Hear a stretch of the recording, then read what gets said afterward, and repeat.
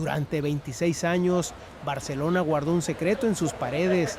150 niños regresaron a casa aquella tarde de marzo de 1998. Uno no lo hizo. La policía registró cada rincón de la ciudad, interrogó a cientos de personas, revisó miles de horas de grabaciones de seguridad, pero Mark Valverde, de 7 años, se había desvanecido como si la tierra se lo hubiera tragado. Lo que nadie imaginó fue que el niño nunca salió del edificio, y lo que un hombre anciano confesó en su lecho de muerte en octubre de 2024 cambiaría para siempre la forma en que una ciudad recuerda aquella primavera. Si crees que la verdad siempre encuentra su camino, sin importar cuánto tiempo pase, suscríbete a este canal. La mañana del 22 de marzo de 1998 amaneció clara sobre Barcelona. El sol de primavera iluminaba las ramblas y el aire traía ese olor particular del Mediterráneo mezclado con el café recién hecho de los bares del Raval. Era domingo, pero para los estudiantes de tercer grado de la Escuela San Martín, ubicada en el barrio de Gracia, era un día especial. Tenían programada una excursión al Museo de Ciencias Naturales de Barcelona en el Parc de la Ciutadella. Marc Valverde se despertó temprano aquella mañana. A sus 7 años era un niño delgado, de pelo castaño oscuro y ojos grandes que parecían observarlo todo con una mezcla de curiosidad y cautela. Su madre, Montserrat Puyol, había preparado el desayuno desde las 6:30. Tostadas con tomate rallado, jamón serrano y un vaso de colacao caliente. En la pequeña cocina del piso de la calle Torrent de Lola, el olor del café llenaba el ambiente. ¿Estás emocionado, cariño?, preguntó Montserrat mientras le ajustaba el cuello de la camisa azul marino. Mark asintió sin decir palabra. Era un niño de pocas palabras, siempre lo había sido. En la escuela, sus profesores notaban que prefería observar desde lejos durante los recreos, en lugar de unirse a los juegos ruidosos de sus compañeros. Lleva el abrigo, insistió su madre. Por la tarde puede refrescar. Mark tomó su pequeña mochila roja con el dibujo de un dinosaurio. Dentro había puesto su cuaderno de dibujo y una caja de lápices de colores. A Mark le encantaba dibujar, especialmente animales. Había visto un documental sobre dinosaurios en la 2 de TVE la semana anterior y desde entonces no podía dejar de pensar en ellos. Su padre, Jordi Valverde, ya se había marchado al taller mecánico donde trabajaba. Los domingos también abría, especialmente en primavera, cuando la gente empezaba a preparar los coches para las vacaciones de verano. Jordi era un hombre corpulento, de manos grandes y ásperas, con una reputación complicada en el barrio. 5 años atrás, había pasado 8 meses en prisión por agresión tras una pelea en un bar. Desde entonces, se había mantenido alejado de problemas, pero algunos vecinos todavía lo miraban con desconfianza. A las 8:30, Montserrat acompañó a Marc hasta la puerta de la Escuela San Martín, un edificio de principios del siglo XX, con fachada de piedra y ventanas altas. El patio ya estaba lleno de niños excitados, corriendo de un lado a otro mientras los profesores intentaban organizar la salida. «Pórtate bien», le dijo Montserrat, agachándose para besarlo en la frente. «Y quédate siempre con tu grupo, ¿me oyes?» Marc asintió. Su madre lo observó alejarse hacia donde estaba formada su clase, junto a la profesora Carmen Riera, una mujer de unos 40 años, con gafas de pasta roja y una sonrisa perpetua. Montserrat se quedó unos minutos más, viendo cómo subían a los niños en 2 autobuses escolares amarillos. Luego se marchó a su trabajo en una tienda de ropa del Paseo de Gracia. El trayecto hasta el museo duró 20 minutos. Los niños cantaban canciones, algunos se reían demasiado fuerte, otros miraban por las ventanas las calles cada vez más anchas a medida que se acercaban al centro de la ciudad. Mark iba sentado junto a un niño llamado Paul, que no paraba de hablar sobre un videojuego nuevo que le habían regalado. Mark solo asentía de vez en cuando, mirando por la ventana los edificios modernistas que pasaban. El Museo de Ciencias Naturales ocupaba un edificio señorial junto al parque. Cuando los autobuses se detuvieron, los profesores comenzaron a dar instrucciones. Había 6 clases de diferentes grados, 150 niños en total y 12 adultos supervisores entre profesores y padres voluntarios. «Atención todos», gritó la directora de actividades extraescolares, Rosa Vilanova. Vamos a entrar en orden, cada grupo se queda con su profesor. Si alguien necesita ir al baño, que lo diga ahora. Varios niños levantaron la mano, los llevaron a los baños del museo antes de comenzar el recorrido. Mark no levantó la mano, nunca le gustaba llamar la atención. La exposición principal trataba sobre la evolución de las especies. Había vitrinas enormes con esqueletos de dinosaurios, réplicas de mamíferos prehistóricos, dioramas que recreaban diferentes eras geológicas. Los niños caminaban en grupos, algunos corrían de una vitrina a otra, otros se quedaban hipnotizados frente a las reconstrucciones de un Tyrannosaurus Rex. Mark se quedó largo rato frente a un esqueleto de Triceratops. Sacó su cuaderno y comenzó a pasar un boceto rápido. La profesora Carmen pasó junto a él y sonrió. «Es muy bonito, Mark», le dijo, «pero no te quedes atrás, ¿vale?». Eran las 11 menos cuarto de la mañana cuando Mark se acercó a la profesora Carmen. Ella estaba explicando algo a un grupo de niños sobre los fósiles marinos en una vitrina circular. «Profesora», dijo Mark en voz baja, tirándole de la manga, «necesito ir al baño». Carmen miró alrededor. El grupo estaba completo, todos atentos a la explicación del guía del museo. «¿Puedes esperar un poco? Estamos en medio de...». «No puedo», murmuró Mark, con las mejillas sonrojadas. Carmen suspiró. «Está bien, los baños están por aquel pasillo, ¿los ves? Los que tienen el cartel azul. Ve rápido y vuelves enseguida, ¿de acuerdo? No te detengas en ningún sitio». Mark asintió y se alejó caminando rápido. Carmen lo vio doblar la esquina del pasillo y luego volvió su atención al grupo. Había demasiados niños, demasiado ruido, demasiadas cosas en las que pensar. Más tarde, cuando todo explotó, Carmen reviviría ese momento miles de veces. Debería haberlo acompañado, debería haber enviado a otro niño con él, debería haber hecho algo diferente, pero en aquel momento simplemente continuó con la visita. Pasaron 15 minutos, luego 20. Cuando el grupo se movió hacia la siguiente sala, Carmen hizo un recuento rápido de cabezas. Faltaba uno.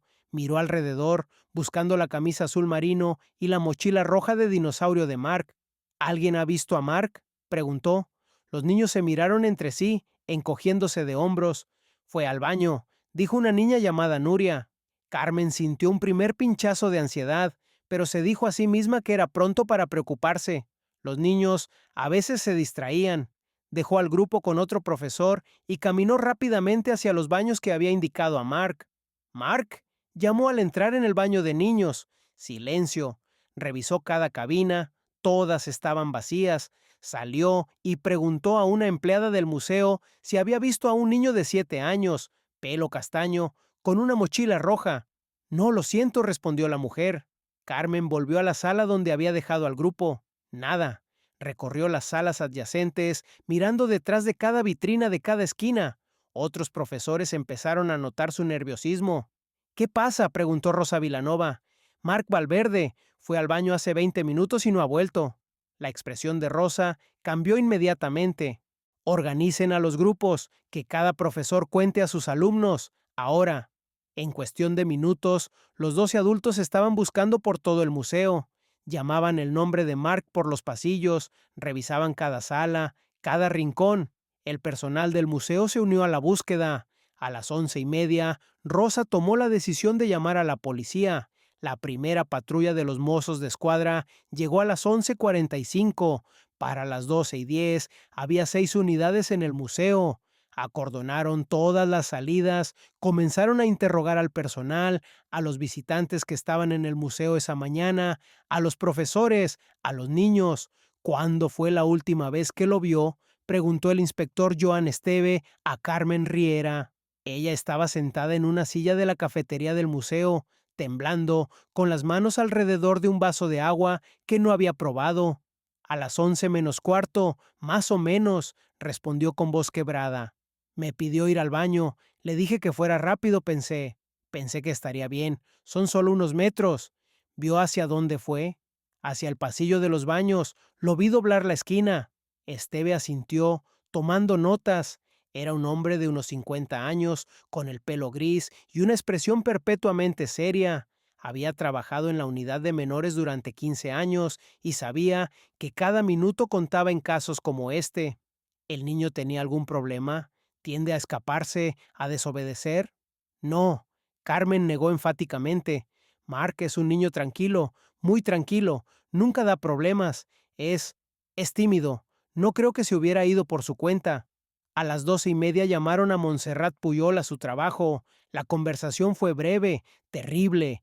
Ella gritó algo que nadie entendió bien, dejó caer el teléfono y salió corriendo de la tienda. Un compañero tuvo que llevarla al museo en coche porque estaba demasiado alterada para conducir. Cuando llegó, Montserrat apenas podía mantenerse en pie. Rosa Vilanova intentó explicarle lo que había pasado, pero las palabras se perdían en el llanto de la madre. Finalmente fue el inspector Esteve quien le habló directamente.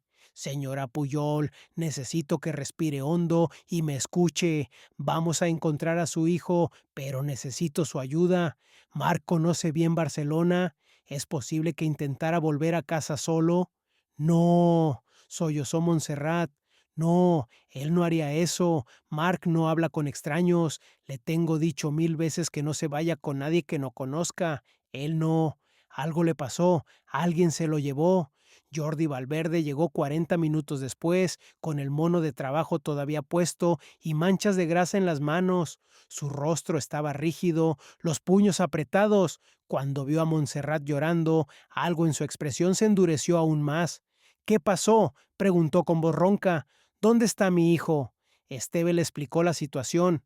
Jordi escuchó sin interrumpir, pero su respiración se volvía cada vez más agitada. Cuando el inspector terminó, Jordi se volvió hacia Carmen Riera. ¿Lo dejaste ir solo? Su voz era baja, peligrosa. ¿Lo dejaste ir solo al baño? Señor Valverde, por favor, intervino Esteve poniéndose entre ambos. Esto no ayuda. Tenía que cuidarlo, estalló Jordi. Para eso está, para cuidar a los niños. 2 policías tuvieron que sujetar a Jordi cuando intentó acercarse a Carmen. Ella lloraba, repitiendo una y otra vez que lo sentía muchísimo. Finalmente consiguieron que Jordi se sentara, pero su furia no disminuyó, solo se transformó en algo más frío, más controlado, más inquietante. Los agentes intercambiaron miradas significativas. Todos sabían del pasado de Jordi Valverde: 8 meses por agresión, un hombre violento, capaz de perder el control. Uno de los policías jóvenes murmuró algo a su compañero, demasiado bajo para que Jordi lo oyera, pero Montserrat sí lo escuchó. Mira cómo reacciona, como si no supiera. Ella sintió que algo se rompía dentro de su pecho. Su hijo había desaparecido y ya estaban juzgando a su marido, ya estaban pensando lo peor. Para las 2 de la tarde, la búsqueda se había expandido por todo el parque de la Ciutadella y las calles circundantes. Unidades caninas rastreaban el área, helicópteros sobrevolaban la zona, los medios de comunicación habían empezado a llegar. TV3 interrumpió su programación habitual para dar la noticia de la desaparición de un niño en Barcelona. En el museo, los investigadores revisaban las grabaciones de las cámaras de seguridad. Había 12 cámaras en total, pero ninguna cubría el pasillo de los baños. Vieron a Mark separándose del grupo en una de las salas principales, caminando hacia el pasillo, y luego nada. No había imágenes de él saliendo del museo por ninguna de las puertas. Es imposible, murmuró la subinspectora Clara Bonet, revisando las grabaciones por tercera vez. No puede simplemente desaparecer. Tiene que haber salido por algún lado. Esteve frunció el ceño. ¿Hay alguna otra salida? ¿Puertas de servicio? ¿Salidas de emergencia? El director del museo, un hombre nervioso de traje gris, asintió. Hay 3 salidas de emergencia, pero están todas equipadas con alarmas. Si alguien las abre, suena en todo el edificio. ¿Y sonó alguna alarma esta mañana? No, ninguna. ¿Ventanas? Las de la planta baja tienen rejas. Las del primer piso están a 4 metros de altura. Esteve se pasó la mano por el pelo, frustrado. Los primeros casos son los más críticos, las primeras horas, y cada minuto que pasaba, las posibilidades de encontrar al niño con vida disminuían. A las 4 de la tarde, un testigo se presentó en la comisaría. David Mercader, fotógrafo freelance de 30 años, había estado en el parque aquella mañana. Explicó al inspector Esteve que vio a un niño con mochila roja caminando con un hombre alto, vestido de oscuro, saliendo del museo hacia las 11. Alto, pelo oscuro, chaqueta oscura, gafas de sol, describió. El niño iba tranquilo, nada raro. Por eso no pensé, hasta que vi las noticias. Esteve sintió esperanza y terror al mismo tiempo. Mark había salido vivo del museo, pero con alguien. ¿Con quién? Esa tarde, la sala de prensa de los mozos de escuadra en la Dirección General de Policía estaba abarrotada de periodistas. Esteve dio una rueda de prensa a las 7. Bajo las luces cegadoras de las cámaras, con Montserrat y Jordi Valverde sentados detrás de él, describió la situación. Mark Valverde, de 7 años, desapareció esta mañana del Museo de Ciencias Naturales durante una excursión escolar. Tenemos un testigo que afirma haberlo visto salir del museo alrededor de las 11 con un hombre adulto no identificado. Hacemos un llamamiento a cualquier persona que estuviera en el Parque de la Ciutadella esta mañana, entre las 10:30 y las 12 del mediodía, a que se ponga en contacto con nosotros. Montserrat leyó un mensaje con voz temblorosa. Mark, si estás viendo esto, mamá y papá te están buscando. Todo va a estar bien. Si alguien sabe algo, por favor, ayúdenos a encontrar a nuestro hijo. Las imágenes de Mark, sonriendo en una foto escolar reciente, inundaron todos los telediarios de España esa noche. Su cara apareció en la portada de El Periódico y La Vanguardia al día siguiente. Carteles con su fotografía se pegaron en cada farola, cada escaparate, cada tablón de anuncios de Barcelona. La investigación se intensificó. El inspector Esteve y su equipo establecieron un centro de operaciones en la comisaría de Gracia. Llamadas al teléfono de información no paraban. Cientos de personas decían haber visto a Mark en diferentes lugares, en la estación de Sants, en el puerto, en Montjuïc. Cada pista era verificada, cada avistamiento investigado. Todos resultaron ser falsos. Se interrogó al personal del museo. Los 2 empleados que trabajaban esa mañana fueron sometidos a entrevistas exhaustivas. Todos tenían coartadas sólidas, todos habían estado visibles en sus puestos durante el tiempo crítico. Se revisaron sus antecedentes, nada sospechoso. Se interrogó a los padres voluntarios que habían acompañado la excursión.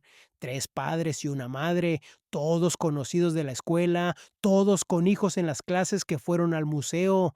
Las 4 personas fueron interrogadas durante horas, se verificaron sus movimientos, nada irregular. Luego llegó el momento inevitable. El inspector Esteve se sentó frente a Jordi Valverde en una sala de interrogatorios de la comisaría. Las paredes eran grises, la mesa de metal, la silla incómoda, todo diseñado para hacer que la gente se sintiera pequeña, vulnerable. Jordi miraba fijamente al inspector con los brazos cruzados. Es protocolo, explicó Steve. En casos de menores desaparecidos, siempre investigamos primero el círculo familiar. ¿Crees que yo hice algo a mi hijo? La voz de Jordi era controlada, pero había un temblor peligroso debajo. No creo nada todavía. Solo necesito verificar dónde estaba usted esta mañana entre las 10 y las 12. En el taller, trabajando. Hay cámaras, hay testigos. Jordi se inclinó hacia adelante. Sé lo que están pensando todos ustedes. El tipo que estuvo en prisión, el tipo que rompió la mandíbula de un hombre en una pelea. Ese debe ser culpable de algo, ¿verdad? Esteve sostuvo su mirada. Su historial es parte del expediente. Tengo que verificarlo todo. Entonces verifícalo. Jordi golpeó la mesa con la palma.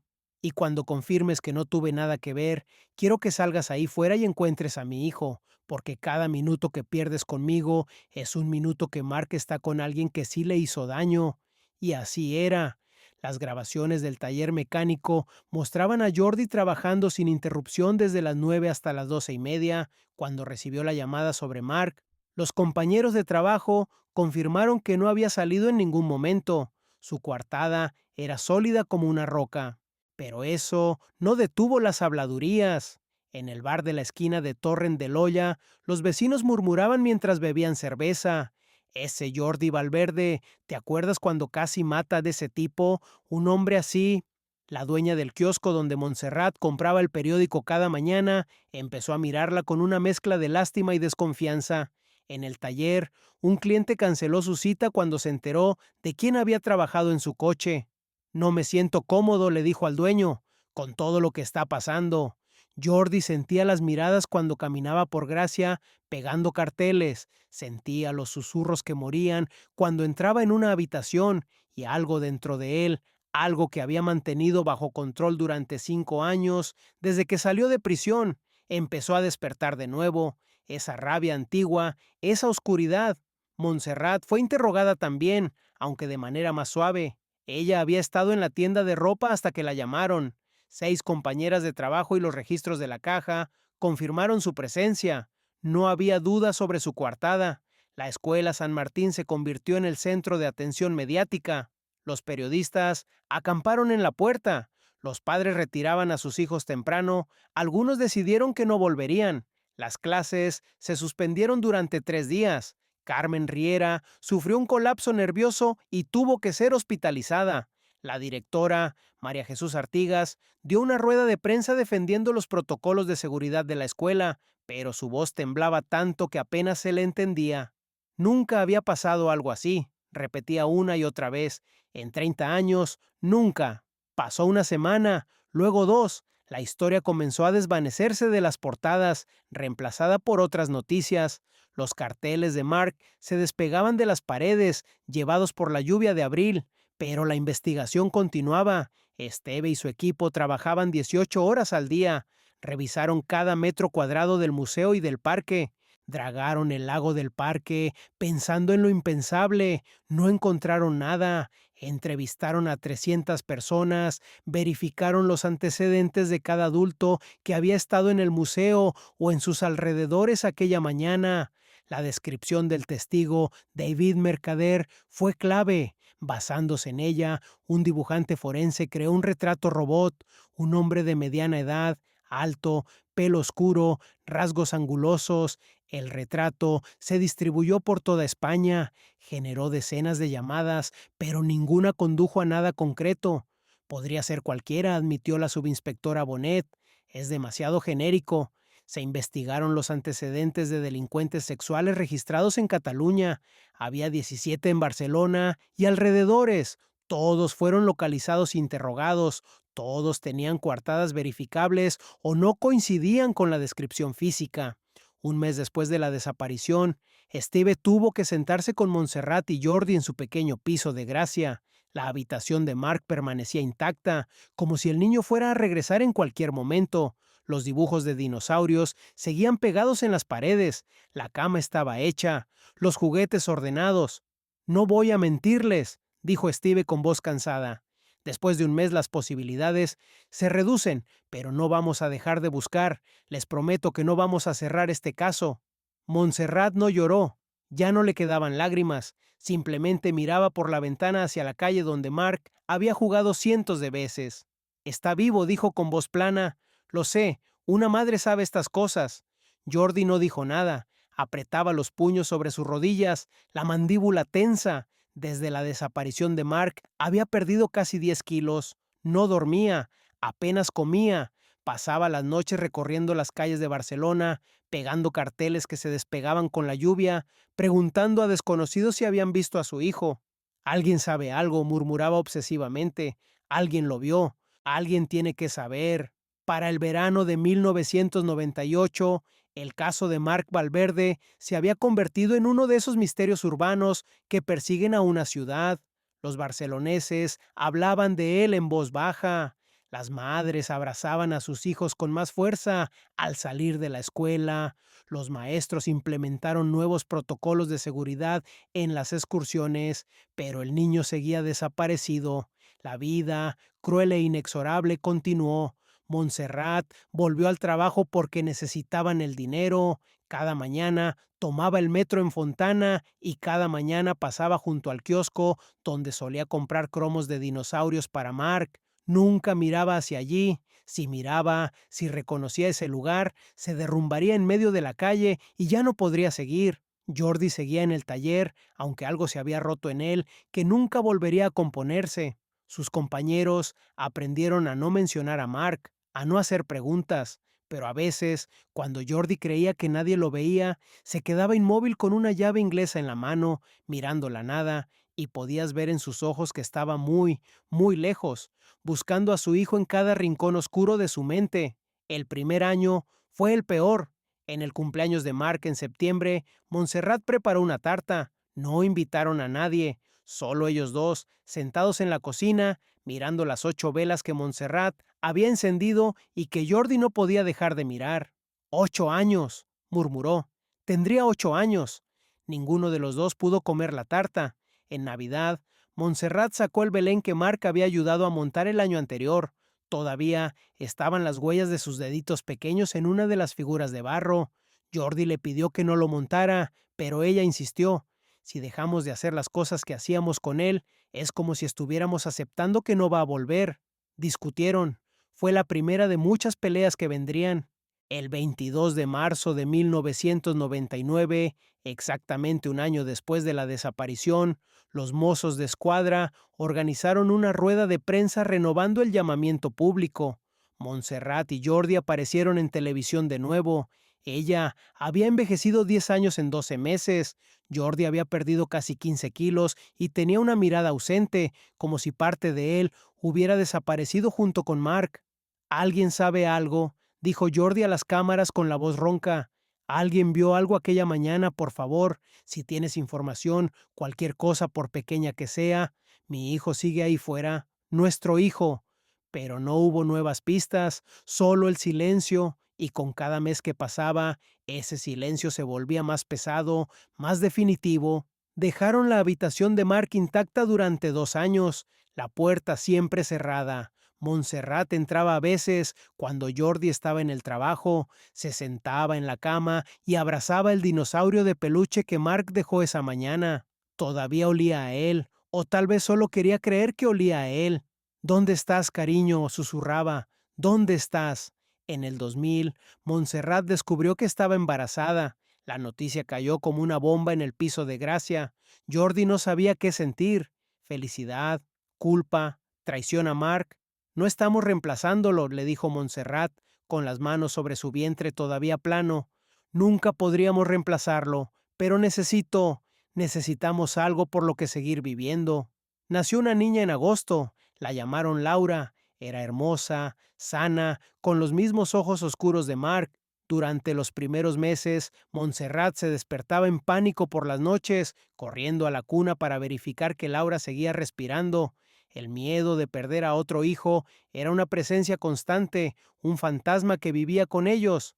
No es un reemplazo, le dijo Jordi a Esteve cuando el inspector los visitó para conocer a la bebé. El inspector, ya con más canas, sostuvo a Laura con cuidado. Nada ni nadie reemplazará a Mark, pero tenemos que seguir viviendo por ella. Pero seguir viviendo resultó ser más difícil de lo que imaginaron. Laura creció en una casa marcada por una ausencia. Había fotos de un niño que ella nunca conoció en las paredes. Sus padres a veces se quedaban en silencio en medio de una conversación, perdidos en recuerdos que no compartían con ella. Cuando Laura cumplió 7 años, la misma edad que Mark cuando desapareció, Montserrat sufrió una crisis nerviosa. Pasó 3 días en el hospital. Jordi tuvo que explicarle a Laura algo que ni él mismo entendía completamente. Tu mamá está triste por tu hermano, le dijo, sin saber qué más decir. A veces la tristeza es como una enfermedad. No se cura, solo aprendes a vivir con ella. Para el 2005, el caso de Mark Valverde estaba oficialmente frío. El expediente ocupaba 3 cajas archivadoras en el sótano de la comisaría de Gracia. De vez en cuando, algún investigador nuevo lo revisaba, buscando alguna pista que hubiera pasado desapercibida. Nunca encontraban nada. El inspector Joan Esteve se jubiló en 2010. En su último día de trabajo, fue al sótano y sacó el expediente de Mark Valverde. Lo leyó de principio a fin, como había hecho cientos de veces en 12 años, y como siempre, llegó a la misma conclusión frustrante. Algo no cuadraba. El testigo decía que vio a Mark salir con un hombre, pero las cámaras de seguridad no mostraban nada. ¿Cómo era posible? Tal vez se equivocó, le dijo su reemplazo, un inspector joven llamado Martí Ferrer. Tal vez vio a otro niño. Tal vez, murmuró Esteve, pero no lo creía. Después de 30 años en el cuerpo, había aprendido a confiar en sus instintos, y sus instintos le decían que algo fundamental se les había escapado desde el principio, algo obvio, algo que estaba justo delante de sus narices. Pero si era así, nunca lo encontró. Se retiró a su casa en Sitges y a veces, cuando caminaba por la playa, pensaba en aquel niño de ojos grandes que nunca regresó a casa. Era el único caso que lo perseguiría hasta su tumba. La escuela San Martín cerró en 2015. Las matrículas habían caído año tras año. Los padres preferían otras escuelas, lugares sin historias oscuras. El edificio se quedó vacío, con carteles de se vende que nadie parecía interesado en atender. La fachada de piedra se oscureció con el tiempo, las ventanas se empañaron. Los vecinos del barrio pasaban junto a él, evitando mirarlo. Era el edificio donde Mark Valverde había asistido a clases, el lugar donde todo comenzó, aunque técnicamente el niño había desaparecido del museo, no de la escuela. Pero para la gente de Gracia, la escuela San Martín y Mark Valverde estaban unidos para siempre en una tragedia que nadie podía olvidar. Montserrat y Jordi aguantaron 8 años más de lo que cualquiera hubiera predicho. Pero el peso de Mark estaba siempre entre ellos, como un fantasma en cada cena, en cada conversación, en cada momento de silencio. Jordi se volvió más callado con los años, más distante. Pasaba horas en el garaje trabajando en coches que no necesitaban reparación, cualquier cosa, para no tener que sentarse en la sala donde todavía colgaban las fotos de Mark. Montserrat intentó ser fuerte por Laura, pero había días en que simplemente no podía. Días en que veía a un niño de pelo castaño en la calle y su corazón se detenía. Días en que abría el armario y encontraba una camiseta pequeña que había olvidado donar y se derrumbaba en el suelo del dormitorio. Laura creció consciente de que era amada, pero también de que nunca sería suficiente para llenar el vacío que Mark había dejado. A los 16 años, en una pelea terrible con su madre, gritó las palabras que ninguno de ellos se había atrevido a decir en voz alta. Ojalá hubiera sido yo la que desapareciera. Al menos así, ustedes serían felices. Montserrat la abofeteó. Fue la única vez que le pegó a su hija. Luego ambas lloraron abrazadas en el suelo de la cocina durante horas. No digas eso nunca más, sollozaba Montserrat. Nunca, nunca. Te amo tanto. No es tu culpa. Nada de esto es tu culpa. Pero el daño estaba hecho. La familia Valverde estaba fracturada de maneras que ninguna terapia podría reparar. Se divorciaron finalmente en 2018, 20 años después de perder a Mark. No fue dramático ni violento, simplemente se separaron en silencio, demasiado cansados para pelear, demasiado rotos para seguir fingiendo que podían salvarse el uno al otro.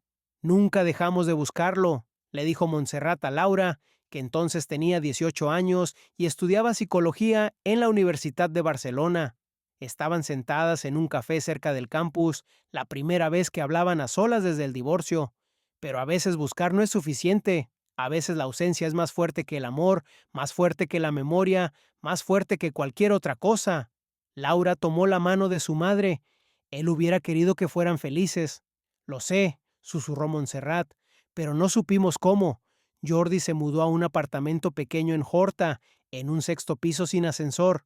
El lugar era espartano, una cama, una mesa, una televisión. En la única estantería había 3 fotos, una de Mark, una de Laura en su graduación y una de Montserrat y él el día de su boda, jóvenes y sonrientes, sin idea de la tragedia que los esperaba. A veces, en las noches de insomnio, Jordi sacaba el expediente que había conseguido copiar años atrás, cuando todavía tenía esperanzas de que él mismo pudiera resolver el misterio. Leía los testimonios, estudiaba el retrato robot del hombre que supuestamente vio David Mercader. Se preguntaba, como se había preguntado 1000 veces, si habría alguna pista que todos habían pasado por alto, pero nunca encontraba nada. Solo las mismas preguntas sin respuesta, girando en su cabeza hasta el amanecer. Montserrat se quedó en el piso de Gracia hasta 2020, cuando finalmente no pudo soportarlo más. Cada rincón de ese lugar estaba impregnado de Mark, el parque donde jugaba, la panadería donde compraban ensaimadas los domingos, la escuela donde debería haber crecido. Se mudó a un pequeño apartamento en el Eixample, un barrio donde nadie la conocía, donde nadie sabía su historia. Allí podía ser solo Montserrat, no la madre del niño desaparecido. Laura fue a estudiar a la universidad y se especializó en trauma infantil. No era coincidencia. Quería entender lo que le había pasado a su hermano, lo que le había pasado a su familia. Quería, de alguna manera, encontrar sentido en todo aquello. Y en algún lugar de Barcelona, en las paredes silenciosas de un edificio abandonado, un secreto permanecía enterrado en la oscuridad, esperando, siempre esperando el momento en que finalmente saldría a la luz. Octubre de 2024 llegó a Barcelona con lluvias intermitentes y cielos grises. El otoño se instalaba sobre la ciudad, tiñendo las hojas de los plátanos de las ramblas de amarillo y naranja. En un hospital del barrio de San Gervasi, en una habitación del tercer piso que olía a desinfectante y flores marchitas, un hombre de 83 años agonizaba. Josep Martí había sido el conserje de la Escuela San Martín durante 42 años, desde 1973 hasta su jubilación en 2015, cuando la escuela cerró definitivamente. Había visto pasar generaciones de niños por esos pasillos, había reparado ventanas rotas, desatascado tuberías, pintado aulas, arreglado cerraduras, conocía cada rincón de ese edificio mejor que nadie, y ahora estaba muriendo de cáncer de páncreas en fase terminal. Los médicos le habían dado 2 semanas, tal vez 3. El dolor era constante, pero las morfinas lo mantenían en una especie de sopor nebuloso del que emergía solo ocasionalmente. Su nieta, Clara Martí, de 28 años, venía a visitarlo cada tarde después de su trabajo como diseñadora gráfica. Se sentaba junto a la cama, le sostenía la mano, le hablaba de cosas triviales para llenar el silencio. Su abuelo había sido su héroe cuando era niña, el hombre que la llevaba al parque, que le enseñó a andar en bicicleta, que siempre tenía caramelos en los bolsillos. Era difícil verlo así, reducido a una sombra de sí mismo, con la piel amarillenta y los ojos hundidos. El 17 de octubre, un jueves por la tarde, Clara llegó al hospital como siempre. Su abuelo estaba despierto, mirando por la ventana hacia los edificios de enfrente. Cuando la vio entrar, algo cambió en su expresión. Había una urgencia allí que ella no había visto antes. «Clara», dijo con voz débil, «cierra la puerta». Ella lo hizo confundida. «Abuelo, ¿estás bien?» «No». Josep intentó incorporarse, pero no tenía fuerzas. Clara corrió para ajustar la cama para elevarlo un poco. «No estoy bien y no voy a estar bien, pero antes de irme, necesito decirte algo, algo que he guardado durante 26 años». Clara sintió un escalofrío recorrerle la espalda. Había algo en el tono de su abuelo, algo oscuro y definitivo, que la asustó. «Abuelo, no tienes que...» «Sí tengo que hacerlo». Josep cerró los ojos por un momento reuniendo fuerzas. Cuando los abrió de nuevo, había lágrimas en ellos. «He vivido con esto todos los días, cada maldito día, y pensé que me lo llevaría a la tumba, pero no puedo. No puedo hacerle eso a esa familia, no puedo». «¿De qué familia hablas?» Josep respiró hondo, estremecido. «Los Valverde, Montserrat y Jordi Valverde». Clara frunció el ceño. El nombre le sonaba vagamente familiar, pero no podía ubicarlo. «El niño que desapareció en 1998», continuó Josep. «Marc Valverde, ¿te acuerdas? Salió en todas las noticias. El niño de 7 años que desapareció del Museo de Ciencias Naturales». «Creo que sí», murmuró Clara. Ella tenía 2 años cuando eso pasó, pero había escuchado la historia de vez en cuando.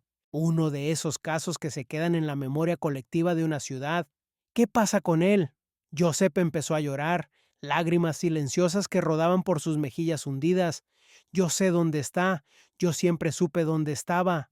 El mundo pareció inclinarse bajo los pies de Clara. Se dejó caer en la silla junto a la cama, sin poder apartar los ojos de su abuelo. «¿Qué?», susurró. «Fue un accidente», sollozó Josep.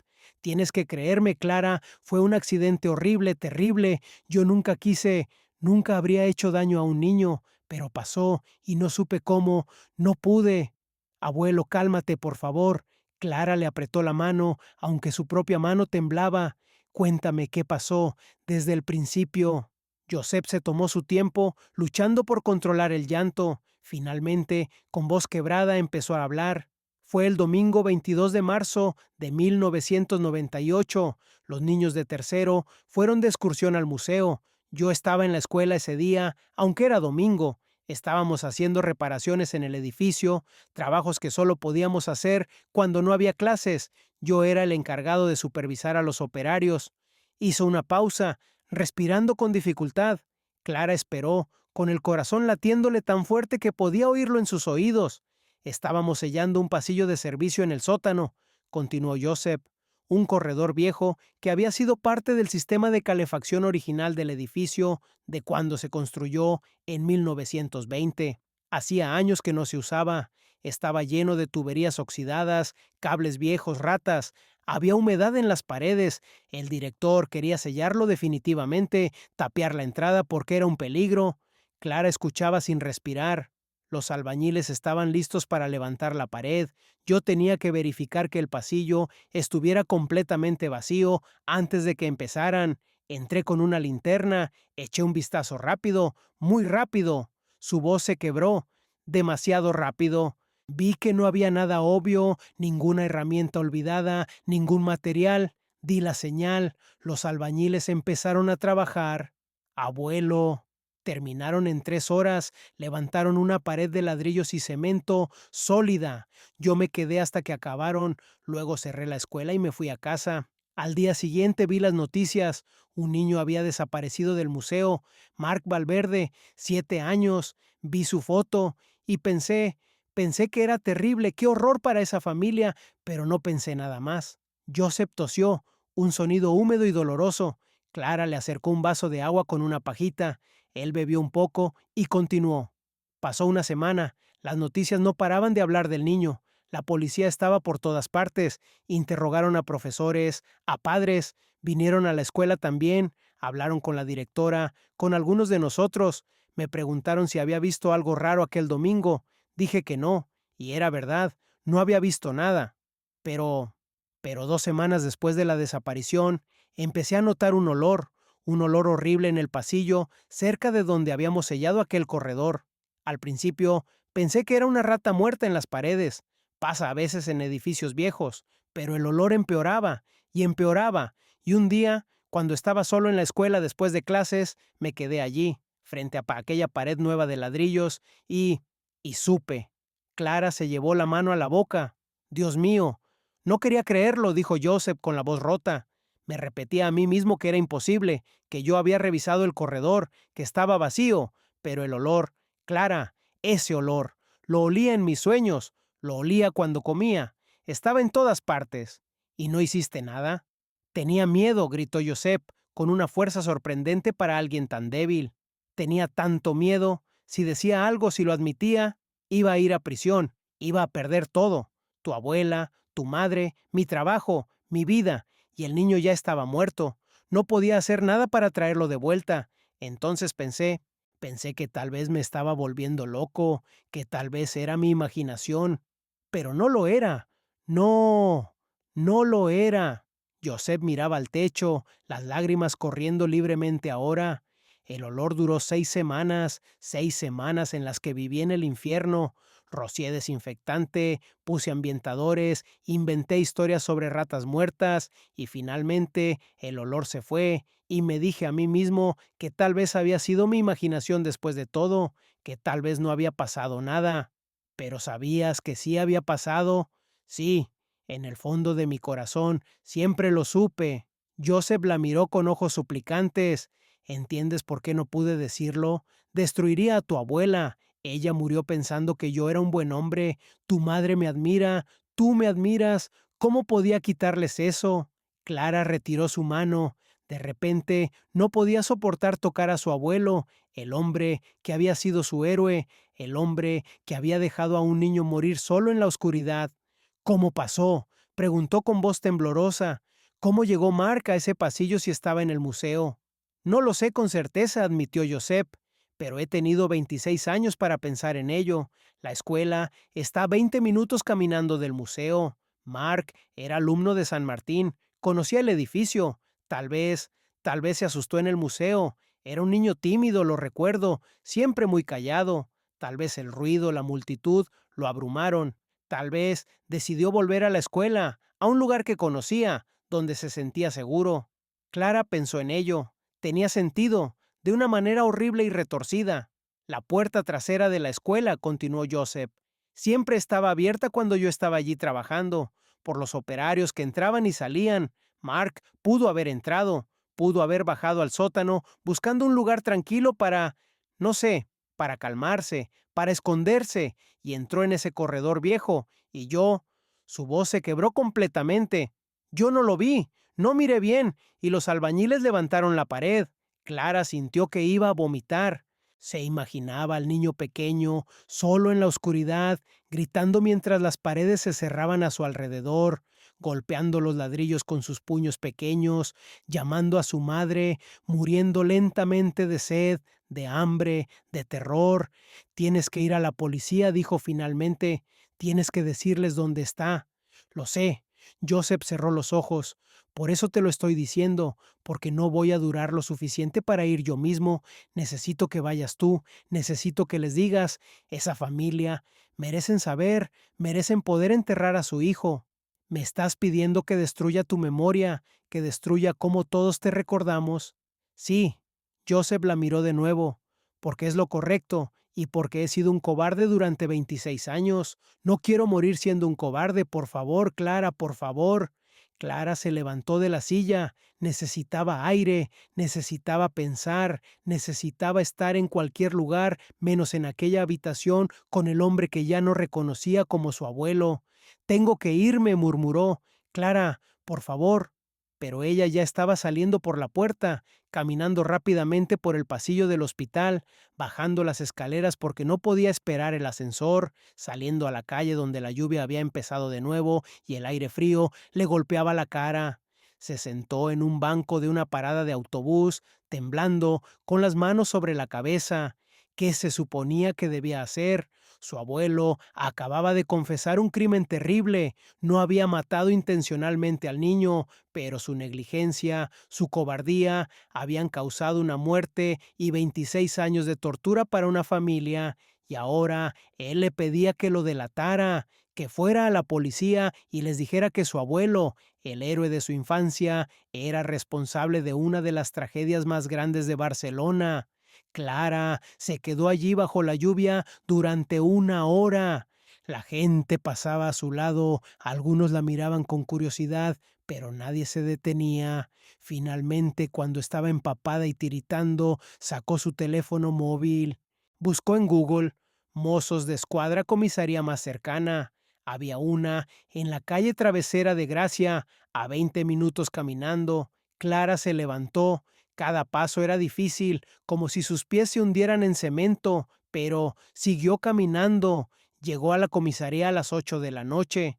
El edificio era moderno, con paredes de cristal y el escudo de los mozos de escuadra en la entrada. Dentro había un vestíbulo con sillas de plástico y un mostrador donde un agente uniformado leía algo en su ordenador. Clara se acercó. El agente levantó la vista. ¿En qué puedo ayudarla? Yo... Clara se aclaró la garganta.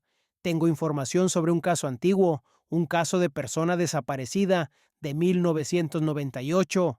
El agente frunció el ceño. ¿1998? Eso es hace 26 años. Lo sé. El caso de Mark Valverde, el niño que desapareció del Museo de Ciencias Naturales.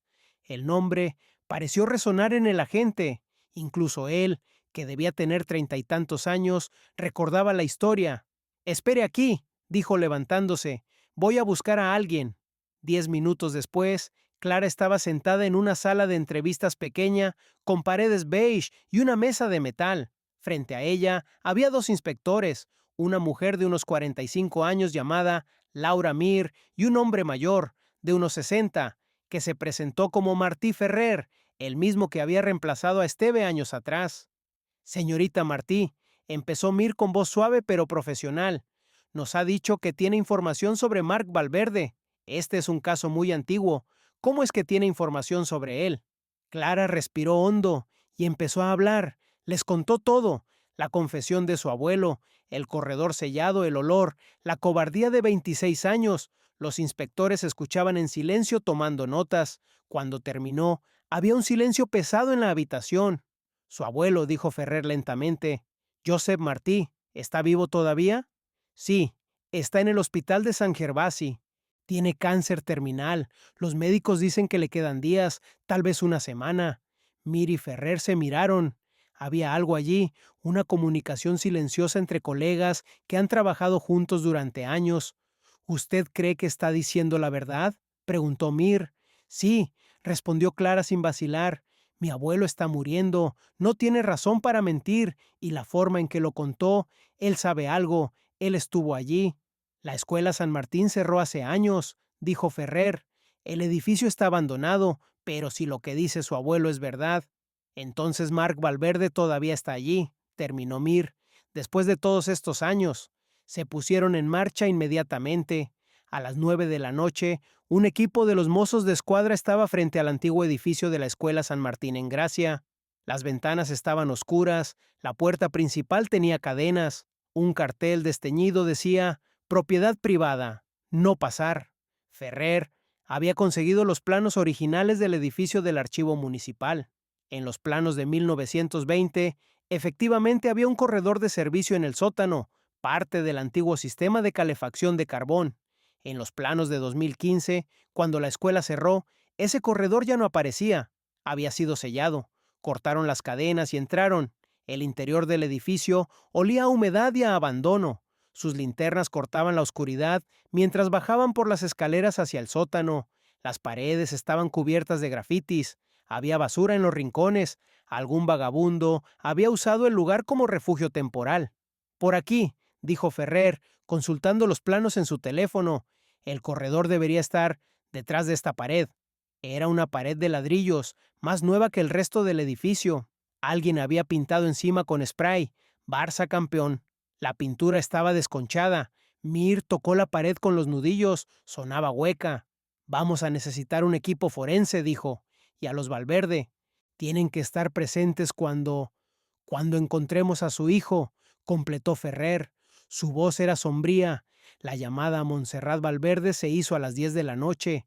Ella había estado preparándose para dormir en su pequeño apartamento de l'Eixample cuando sonó el teléfono. Reconoció el número. Mozos de escuadra. Su corazón se detuvo. Después de 26 años, había aprendido a no esperar buenas noticias de la policía, pero tampoco esperaba ninguna noticia. El caso de Mark estaba cerrado desde hacía casi 2 décadas. Señora Puyol.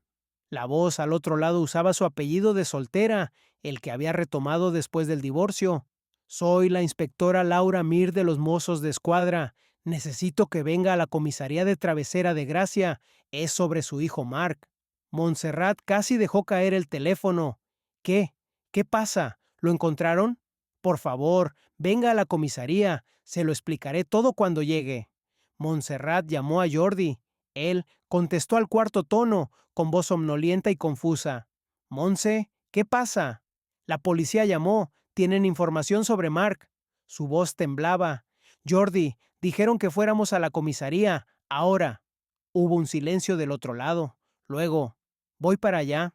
Se encontraron en la entrada de la comisaría a las 10:30. No se habían visto en 6 meses, no desde el cumpleaños de Laura. Montserrat había envejecido, pensó Jordi. Tenía 54 años, pero parecía de 60. Él sabía que se veía igual de destrozado. «¿Sabes de qué se trata?», preguntó Montserrat. «No, tú me llamaste a mí, ¿recuerdas?»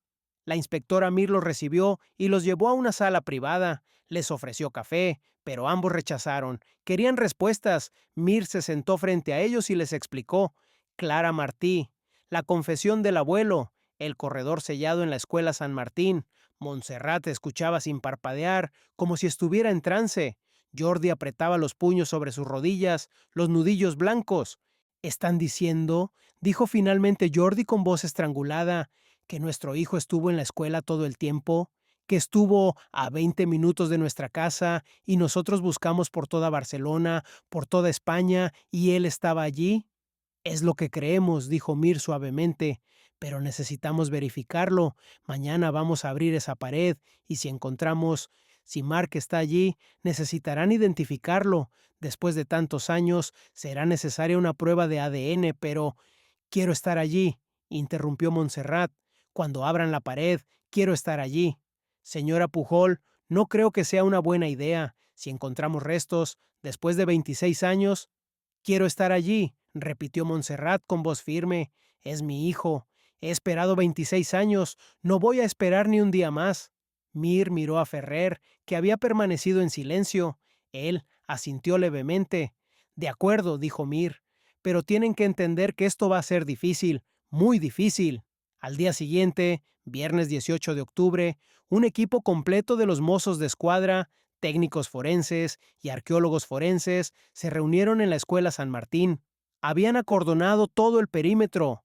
Los medios de comunicación, que de alguna manera se habían enterado, estaban apostados detrás de las barreras. Montserrat y Jordi llegaron juntos en el coche de él. Laura había querido venir, pero ellos le pidieron que no lo hiciera. Esto era algo que necesitaban enfrentar solos. En el sótano, un equipo de especialistas había preparado todo para abrir la pared con cuidado. No podían simplemente derribarla. Si había restos detrás, necesitaban preservar todo lo posible para la investigación forense.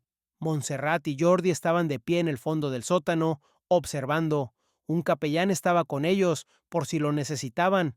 Montserrat no había soltado la mano de Jordi desde que bajaron las escaleras. Vamos a empezar, anunció el jefe del equipo forense. Utilizaron cinceles y martillos, quitando los ladrillos uno por uno con cuidado meticuloso. El trabajo era lento, tedioso. Pasó una hora, luego dos. Montserrat sentía que sus piernas iban a ceder, pero se obligó a mantenerse de pie. A las 3 de la tarde, abrieron un agujero lo suficientemente grande para meter una cámara con luz.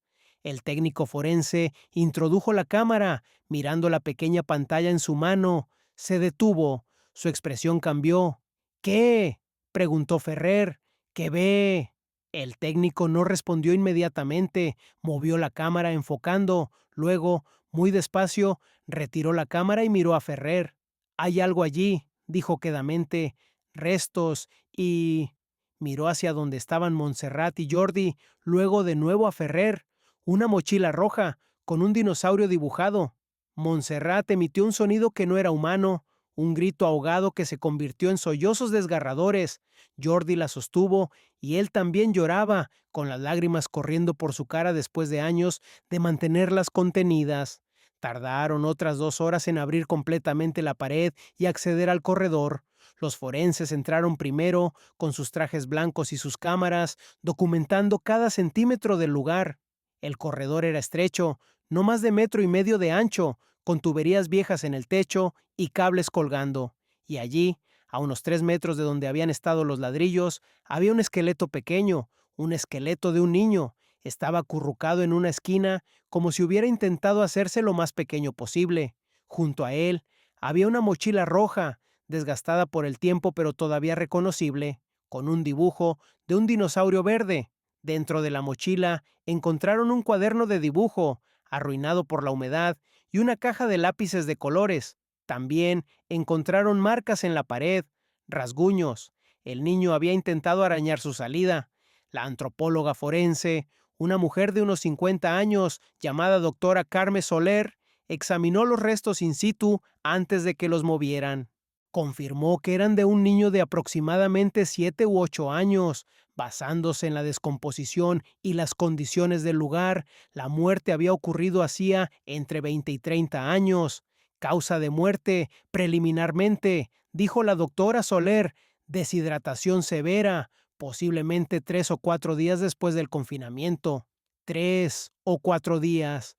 Durante 3 o 4 días, Mark Valverde había estado atrapado en la oscuridad, solo, asustado, llamando a su madre, mientras Barcelona lo buscaba por todas partes, mientras la policía interrogaba a sospechosos, mientras sus padres suplicaban en televisión por su regreso, y todo ese tiempo estaba a 20 minutos de casa. Montserrat pidió verlo. Los forenses intentaron disuadirla, pero ella insistió. Le permitieron acercarse, pero no entrar en el corredor. Desde la apertura de la pared podía ver el pequeño esqueleto en la esquina. Mi bebé, susurró. Mi pequeño bebé. Lo siento tanto, Mark. Mamá está aquí ahora, mamá está aquí. Jordi no pudo acercarse, se quedó contra la pared del sótano, mirando al techo, con los puños apretados tan fuerte que se clavaba las uñas en las palmas. Los restos fueron retirados con extremo cuidado y transportados al Instituto de Medicina Legal de Cataluña para la autopsia oficial y las pruebas de ADN. Aunque todos sabían ya de quién se trataba, necesitaban la confirmación científica. Las pruebas de ADN, comparadas con las muestras que Montserrat y Jordi proporcionaron, confirmaron lo que ya sabían. El esqueleto encontrado en la escuela San Martín era Marc Valverde. Después de 26 años, 2 meses y 28 días, finalmente había sido encontrado. La noticia explotó en todos los medios de comunicación de España. Resuelto el misterio de Marc Valverde después de 26 años, decían los titulares. El niño desaparecido estaba en la escuela todo el tiempo. O sin él, las imágenes del edificio acordonado, de los forenses saliendo con sus cajas de evidencia, se transmitieron una y otra vez. Clara Martí se convirtió en el centro de atención mediática, pero ella se negó a dar entrevistas. Su abuelo, Josep Martí, murió 3 días después de que encontraran a Marc. No vivió para ver las consecuencias de su confesión. Su obituario en el periódico fue breve, sin mencionar su conexión con el caso Valverde, pero todos lo sabían. El funeral de Josep fue pequeño, solo familia cercana. Clara estaba allí, pero no lloró, no podía. Parte de ella había muerto en aquella habitación de hospital cuando su abuelo confesó. La otra parte estaba demasiado entumecida para sentir nada. El inspector Joan Esteve, jubilado desde hacía 14 años, se enteró de la noticia en su casa de Sitges. Se quedó mirando la televisión durante largo rato, viendo las imágenes del edificio que había pasado por alto tantos años atrás. Llamó a Ferrer esa noche. Siempre supe que algo no cuadraba, dijo con voz cansada. El testigo que vio al niño saliendo del museo, las cámaras que no mostraban nada. Nunca pensé, nunca se me ocurrió que Marc había regresado a la escuela, que estaba tan cerca. No era tu culpa, dijo Ferrer. Lo sé, pero eso no hace que duela menos. El funeral de Marc Valverde se celebró el 1 de noviembre, Día de Todos los Santos, en una pequeña iglesia de Gracia. Toda Barcelona parecía estar allí. Personas que nunca habían conocido a Marc, pero que habían seguido su historia durante décadas. Personas que habían buscado junto a los Valverde. Personas que simplemente necesitaban cerrar este capítulo de la historia de su ciudad. Carmen Riera, la profesora que había dejado que Marc fuera solo al baño aquel día, estaba allí. Había envejecido terriblemente, con el pelo completamente blanco y caminando con bastón. Se acercó a Montserrat antes de la ceremonia. Lo siento, dijo con voz temblorosa. He querido decírtelo cada día durante 26 años. Lo siento mucho. Montserrat la miró durante largo rato. Luego, para sorpresa de todos, la abrazó. No fue tu culpa, murmuró. Fue un accidente, varios accidentes, pero no fue tu culpa. El pequeño ataúd blanco estaba cubierto de dibujos de dinosaurios que los niños de Barcelona habían hecho. Miles de dibujos enviados de todas partes de la ciudad, de toda España. Dentro del ataúd, junto a los restos de Marc, Montserrat había colocado el dinosaurio de peluche que había estado en su cama durante 26 años. Laura leyó un poema que había escrito para el hermano que nunca conoció. Su voz se quebró varias veces, pero terminó. Jordi no pudo hablar. Se quedó de pie junto al ataúd con la mano sobre la madera, despidiéndose en silencio del hijo que había buscado cada día de su vida durante más de un cuarto de siglo. Montserrat habló brevemente. Marc era un niño especial, dijo. Tranquilo, dulce, observador, le encantaban los dinosaurios y dibujar. Tenía miedo de las multitudes y de los ruidos fuertes, y creo que cuando se asustó en el museo aquel día, hizo lo que cualquier niño asustado haría. Intentó volver a un lugar donde se sentía seguro, su escuela, su hogar, y terminó atrapado en la oscuridad. Su voz se quebró, pero continuó. Durante 26 años no supe dónde estaba mi hijo. No sabía si estaba vivo o muerto, si estaba sufriendo, si me recordaba. Esa incertidumbre era peor que cualquier otra cosa, pero ahora lo sé, ahora puedo despedirme, y eso es algo. Enterraron a Mark en el cementerio de Montjuïc con vistas a Barcelona, la ciudad que lo había buscado, la ciudad que nunca lo olvidó, la ciudad que finalmente lo encontró. En los días siguientes hubo debates sobre si debían presentarse cargos contra la familia de Josep Martí. Legalmente, Josep había cometido homicidio involuntario, aunque por negligencia grave más que por intención, pero estaba muerto, no podía ser juzgado. Algunos pedían que se investigara si otros sabían y habían guardado silencio, pero las investigaciones demostraron que Josep había guardado su secreto completamente. Ni siquiera su esposa, fallecida años atrás, lo había sabido. Al final, la fiscalía decidió no presentar cargos contra Clara Martí ni contra ningún otro miembro de la familia. Ella había hecho lo correcto al revelar la información, había sacrificado la memoria de su abuelo por la verdad. Montserrat y Jordi se reunieron una última vez en una cafetería cerca del cementerio, 2 semanas después del funeral. No habían hablado realmente desde que encontraron a Mark. Había demasiadas emociones, demasiados años de dolor entre ellos. ¿Cómo estás?, preguntó Jordi. Era una pregunta ridícula, pero no sabía qué más decir. No lo sé, respondió Montserrat honestamente. Es raro, pasé 26 años esperando encontrarlo, y ahora que lo hice, no sé cómo se supone que debo sentirme. ¿Aliviada? ¿Destrozada? ¿Ambas cosas? Ambas cosas, murmuró Jordi. Definitivamente ambas cosas. Permanecieron en silencio un momento, bebiendo café que ninguno de los dos quería realmente. ¿Crees que habría sido diferente?, preguntó Montserrat de repente. Si hubiéramos sabido desde el principio, si hubiéramos podido enterrarlo entonces, ¿crees que habríamos sido capaces de seguir adelante? Jordi pensó en ello. No lo sé, o tal vez habríamos terminado igual, dos personas rotas intentando arreglar algo que no se puede arreglar. Laura dice que debería ir a terapia, dijo Montserrat con una sonrisa triste. Dice que necesito procesar todo esto apropiadamente. Probablemente tiene razón, siempre fue la más lista de nosotros. Se parece a Mark, dijo Montserrat quedamente. A veces la miro y veo esos mismos ojos, esa misma forma de observar el mundo, y me pregunto, ¿cómo habría sido Mark si hubiera crecido? Si habría estudiado biología como Laura, si habría sido tan fuerte como ella. Habría sido extraordinario, dijo Jordi, igual que ella. Se despidieron en la calle, con un abrazo largo y doloroso. No era reconciliación. Demasiado daño había sido hecho, demasiados años habían pasado, pero era cierre, era la posibilidad de finalmente, después de todo este tiempo, seguir adelante.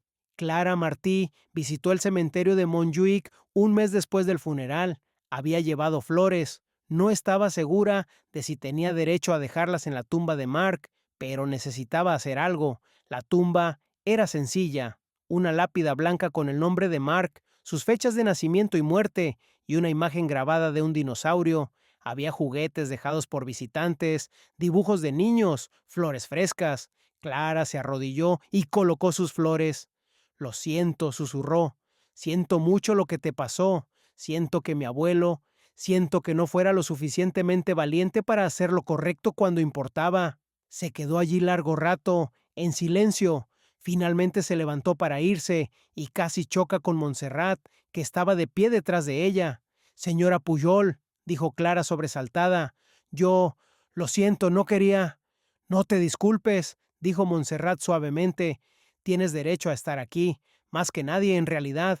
Se quedaron allí juntas un momento, dos mujeres unidas por la tragedia y la verdad. ¿Me odia?, preguntó Clara finalmente.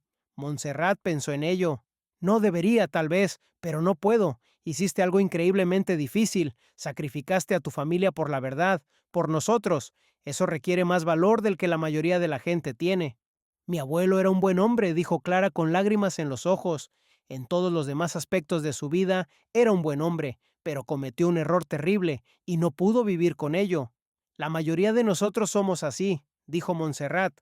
Buenos en algunas cosas, terribles en otras. Tu abuelo cometió un error horrible, pero al final hizo lo correcto. Te lo dijo. Te dio la oportunidad de hacer lo que él no pudo. ¿Eso lo hace mejor? No, pero lo hace humano. Se despidieron con un abrazo. Era extraño, improbable, pero también necesario. Ambas necesitaban ese momento de perdón, de comprensión. Barcelona siguió adelante, como siempre lo hace. La escuela San Martín fue finalmente demolida en 2025. En su lugar, construyeron un pequeño parque. En el centro del parque hay una estatua de bronce de un niño leyendo un libro. No menciona a Marc Valverde por nombre, pero todos saben a quién representa. Una placa dice simplemente, en memoria de todos los niños perdidos que siempre encuentren su camino a casa. Montserrat visita el parque a veces, se sienta en un banco y observa a los niños jugar. Ya no le duele tanto como antes, el dolor sigue ahí, siempre estará ahí, pero se ha transformado en algo que puede cargar, algo que ya no la aplasta. Jordi se mudó a Valencia 2 años después de encontrar a Marc. Necesitaba un nuevo comienzo, lejos de Barcelona, lejos de los recuerdos. Mantiene contacto con Laura, hablan por teléfono cada semana. A veces menciona a Marc, a veces no, pero ya no tiene pesadillas todas las noches, ya no busca el rostro de su hijo en cada niño que pasa. Laura se graduó en psicología y ahora trabaja con familias de personas desaparecidas. Dedica su vida a ayudar a otros que están pasando por lo que sus padres pasaron. Es su manera de darle sentido a todo, de convertir el dolor de su familia en algo que pueda ayudar a otros. El caso de Marc Valverde se convirtió en materia de estudio en las academias de policía de España, un ejemplo de cómo incluso las búsquedas más exhaustivas pueden pasar por alto lo obvio, de cómo la verdad puede estar justo frente a ti y aún así permanecer oculta. Y en noches tranquilas en Barcelona, cuando el viento sopla por las calles de Gracia, algunos dicen que todavía puedes sentir algo, una presencia pequeña, tranquila, observadora, un niño que amaba a los dinosaurios y que finalmente, después de tantos años, encontró su camino a casa. Marc Valverde tenía 7 años cuando desapareció. Habría tenido 33 en 2024. Habría crecido. Tal vez habría estudiado paleontología. Tal vez habría formado una familia. Habría vivido una vida completa y feliz, pero no lo hizo. Por un terrible accidente, por una serie de errores humanos, su vida terminó en la oscuridad a los 7 años.